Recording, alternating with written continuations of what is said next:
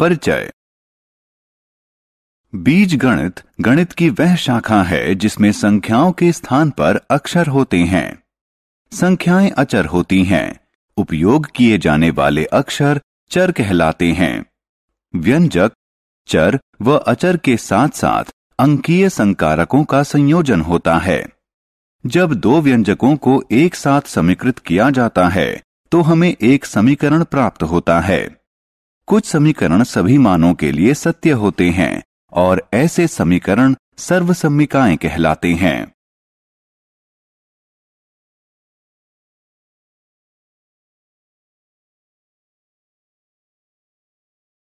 उद्देश्य। इस पाठ के अंत में आप निम्न करने में सक्षम हो जाएंगे। बीजीय व्यंजकों की पहचान करना, किसी बहुपद की घात को हल करना, एक पदों, द्विपदों और बहुपदों को हल करना, सजातीय व विजातीय पदों की पहचान करना, बीजीय व्यंजकों के योग, व्यवकलन और गुणन वाले सवालों को करना, सर्वसम्मिका व मानक सर्वसम्मिकाओं का वर्णन करना।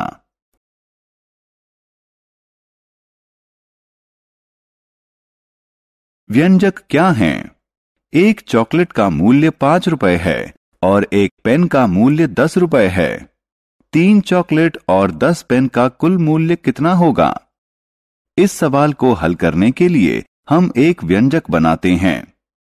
एक पेन का मूल्य x रुपए है। एक चॉकलेट का मूल्य y रुपए है। 3 पेन का मूल्य 3x है। 3 चॉकलेट का मूल्य 3y है।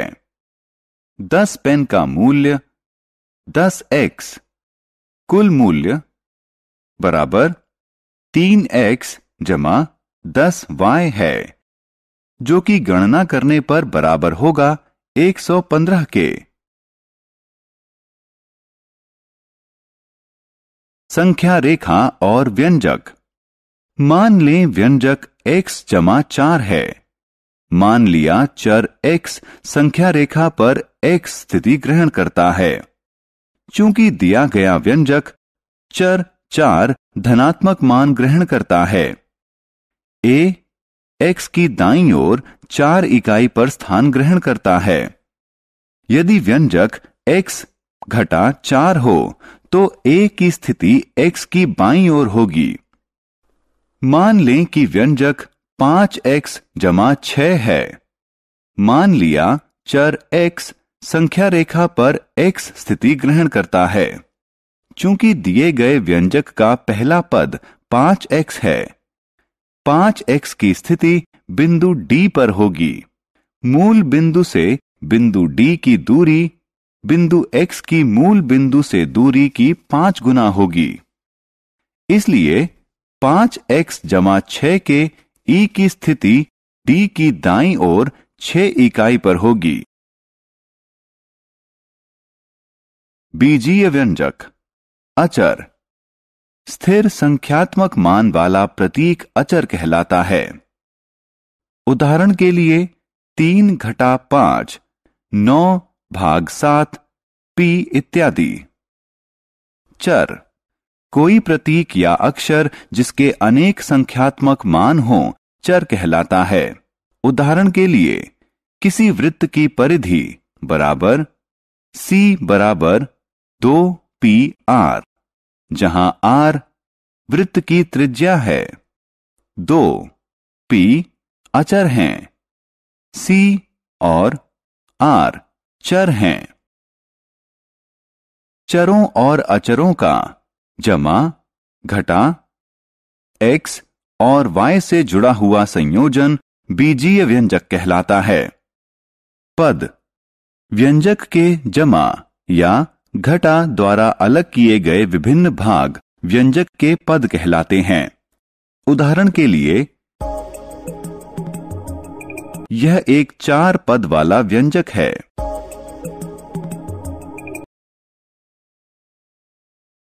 बहुपद। ऐसा बीजीय व्यंजक जिसके चरों में केवल गैर ऋणात्मक पूर्ण सांख्यिक घातें यानी पावर होती हैं बहुपद कहलाता है। उदाहरण के लिए 1,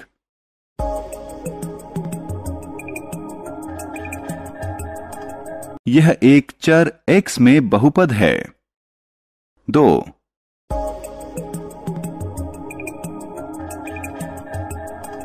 यह दो चरों x और y में बहुपद है। 3, यह बहुपद नहीं है। 5/2 गैर ऋणात्मक पूर्णांक नहीं है। 4,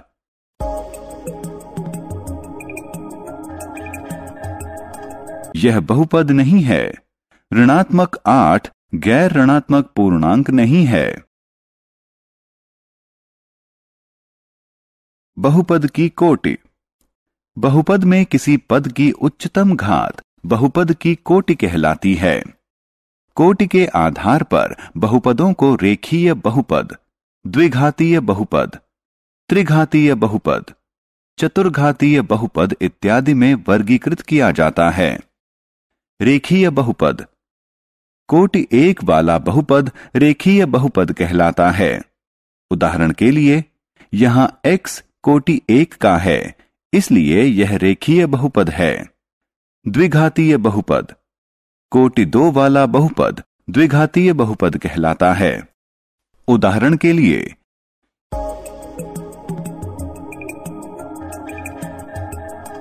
यहां x कोटि 2 का है, इसलिए यह द्विघातीय बहुपद कहलाता है।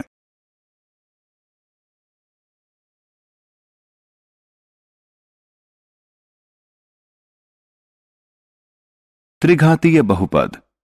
कोटि 3 वाला बहुपद त्रिघातीय बहुपद कहलाता है। उदाहरण के लिए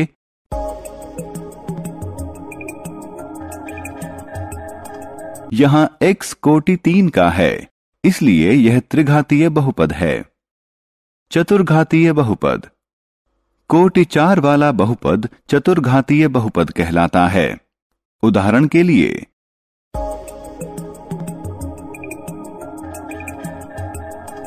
यहां x कोटि 4 का है, इसलिए यह चतुर्घातीय बहुपद है।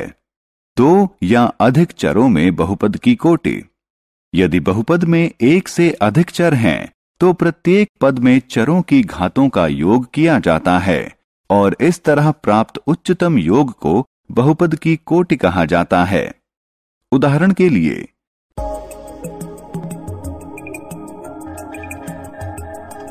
यहां x और y में कोटि 5 वाला बहुपद है। एकपदी, द्विपदी और बहुपदी। बहुपद के पदों की संख्या के आधार पर उन्हें एकपदी, द्विपदी, त्रिपदी और ऐसे ही डैश के रूप में वर्गीकृत किया जाता है। एक पद। जब किसी बहुपद में एक पद होता है तो इसे एकपदी कहा जाता है। उदाहरण के लिए हैरी के पास 7 गुलाब हैं, तो इसे 7x के रूप में निर्दिष्ट किया जाता है। यहां 7x एकपदी है। द्विपदी।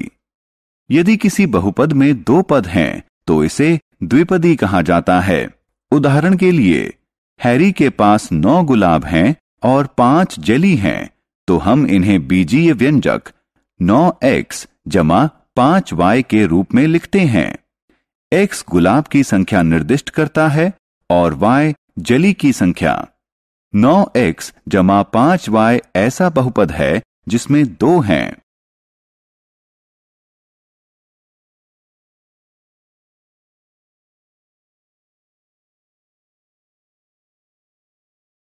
त्रिपदी। यदि किसी बहुपद में 3 पद होते हैं तो वह त्रिपदी कहलाता है। उदाहरण के लिए हैरी के पास 8 गुलाब, 6 जेली और 5 चॉकलेट हैं, तो इसे बीजीय व्यंजक के रूप में 8x जमा 6y जमा 5z लिखा जाता है। यहां x गुलाब की संख्या निर्दिष्ट करता है, y जेली की संख्या निर्दिष्ट करता है, z चॉकलेट की संख्या निर्दिष्ट करता है। 8x जमा 6y जमा 5z एक त्रिपदी है जिसमें 3 पद हैं। बहुपद। सामान्य रूप से यदि किसी व्यंजक में एक या अधिक पद हैं जिसके गुणांक शून्य नहीं हैं, तो वह बहुपद कहलाता है। उदाहरण 4x जमा 4xy जमा 17xz² घटा 10y² जमा 19।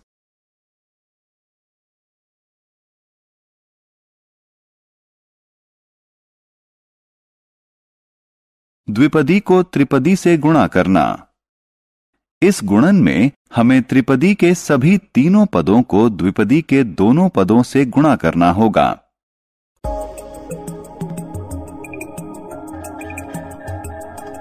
उदाहरण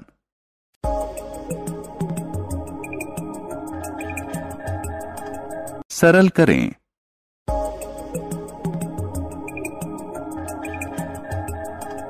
अतः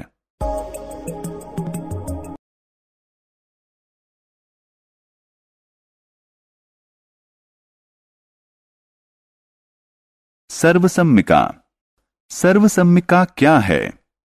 इस समीका पर विचार करें। हम इसके दोनों पक्षों का मूल्यांकन करेंगे। a के किसी मान के लिए समीका माना a बराबर 10। a बराबर 10 के लिए समीका के दोनों पक्षों के मान बराबर हैं।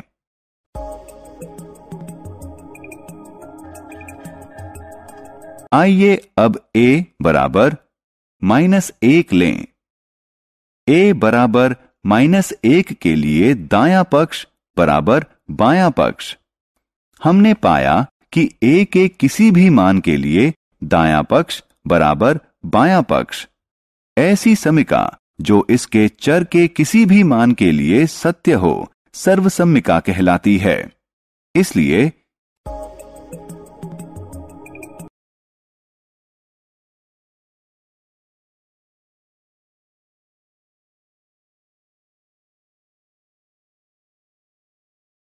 समीकरण। कोई समीकरण अपने चरों के कुछ निश्चित मानों के लिए सत्य होता है। यह चर के सभी मानों के लिए सत्य नहीं होता है।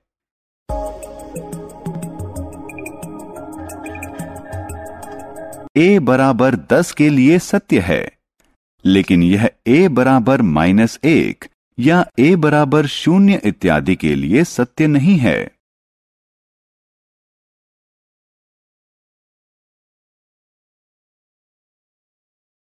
सारांश। आइए हमने जो कुछ सीखा है उसे संक्षेप में दोहराएं।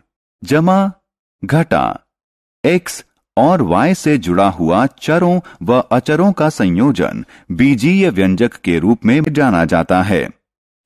स्थिर संख्यात्मक मान वाले प्रतीक अचर कहलाता है। कोई प्रतीक या अक्षर जिसके अनेक संख्यात्मक मान हों चर के रूप में जाना जाता है। व्यंजक के निर्माण के लिए पदों को जोड़ा जाता है। 1, 2 व 3 पदों वाले व्यंजक क्रमानुसार एकपदी, द्विपदी व त्रिपदी कहलाते हैं। ऐसा बीजीय व्यंजक जिसके चरों में केवल गैर ऋणात्मक पूर्ण सांख्यिक घातें यानी पावर होती हैं, बहुपद कहलाता है।